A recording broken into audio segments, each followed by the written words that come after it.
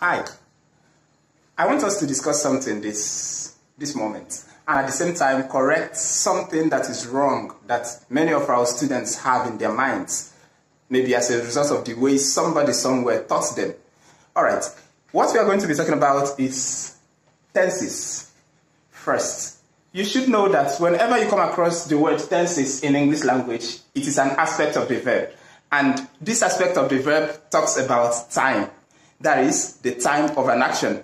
It means the time at which an action took place, or the time at which an action is taking place, or the time at which an action will take place, depending on which of the tenses you are talking about. Just have it in your mind that whenever you come across the word tenses, tenses means the time of an action. It is actually an aspect of the verb. Alright, now, whenever you ask students about the types of tenses that we have, or the tenses that we have in the English language, students tend to make mistakes. They tend to mention a particular one of them that is not supposed to be among the major three. Now, the tenses that we have are the present. We have the present tense, we have the past tense, and whenever you ask about this third one, students would always mention something about past participle. There was a time I made that mistake myself. You'd always hear somebody talking about present tense, past tense, and past participle. But it is wrong. Maybe somebody somewhere taught those three things as the tenses that we have, but they are not. Actually, what we have are the present tense, the past tense, and what we know as the future tense. So it will be proper if these things begin to be corrected in the minds of our students. What we have are the present tense, the past tense, and the future tense. Now, each of these tenses that you see on the board has other sub-tenses under them. For the present tense, for instance, we have something like the simple present tense,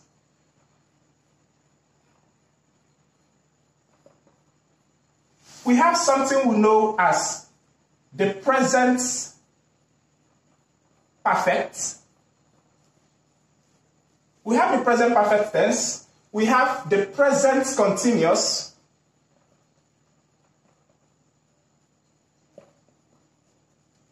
And then we have the present perfect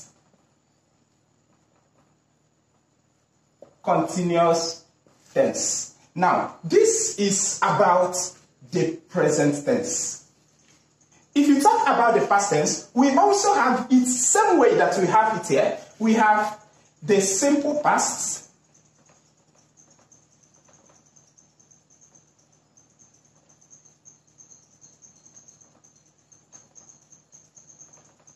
the past perfect,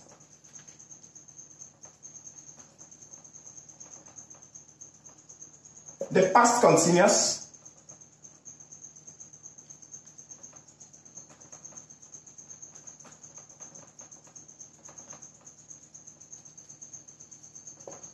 now, we have the simple past, the past perfect, the past continuous, and the past perfect continuous tenses. These are what we have under the past. And then, when you come under the future tense, we also have something like the simple future tense,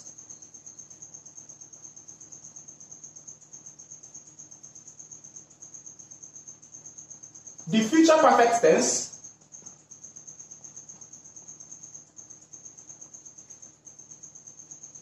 the future continuous tense, and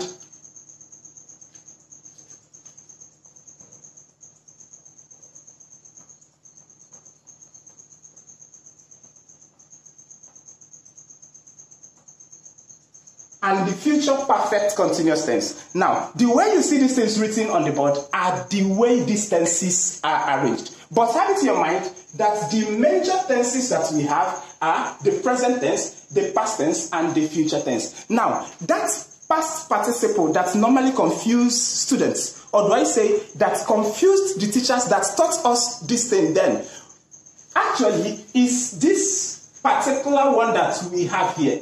This present perfect tense is the same thing as present participle.